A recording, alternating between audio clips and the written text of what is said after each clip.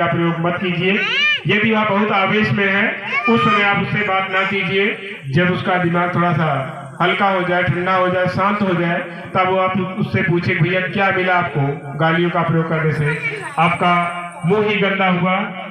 और मेरा मानना है जो व्यक्ति अंदर से बहुत कमजोर होता है, जिसके अंदर सहन शक्ति नहीं होती है, वही गाली देता है। जो अंदर से एकदम टूटा हुआ कमजोर व्यक्ति होता है वही किसी की माँ को गाली देता है। बाकी अंदर से जो मजबूत होता है, अपने हृदय से मजबूत होता है, किसी को गाली नहीं देता है।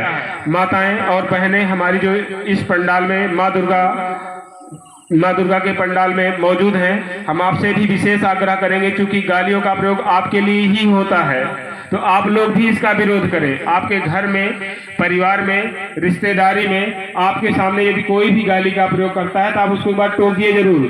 भैया आप क्यों किसी की माँ को गाली दे रहे हो, तो आपके सामने है भी नहीं, क्यों ऐसा कर रहे हैं।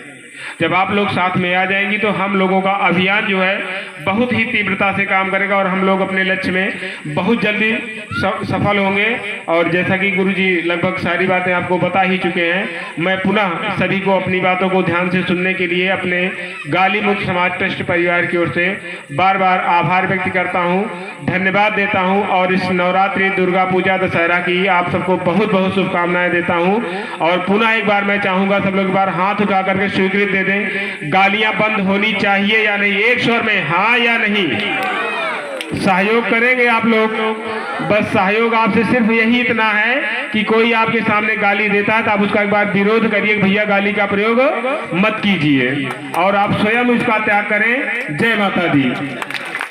और एक शब्द मुझे थोड़ा सा याद आ गया है, अभी गुरुजी जैसे भाभी के बारे में बता रहे थे, तो मैंने कहीं पढ़ा था भाभी तो ये नए फैशन में आ गया। जैसे पहले माँ को दूसरा कुछ कहा जाता तो मम्मी, मम्मी से मॉम हो गया, पापा से डैड हो गए हैं, तमाम शब्द बदलते जा रहे हैं। वैसे भाभी भी नई जनरेशन है, उसको शुद्ध नाम पहले गांव से बूढ़ बुजुर्गों से पूछेंगे, दादा लोग जानते होंगे, भौजाई कहा जाता था, भौजी कहा जाता। तो मैंने उसका अर्थ पढ़ा था, भौजाई होता है, भव माने संसार होता है, जाई माने माँ। जो पूरे संसार की माँ होती है उसी को भौजाई कहा जाता है। तो माँ को गाली नहीं दी जाती, लेकिन किसी की भी भाभी को गाली ना दे। शुद्ध हम लोग भी बचपन में हमारे गांव में भी दाई दादाजी लोग बैठे होंगे, भौजाई कहा जाता, भौजी।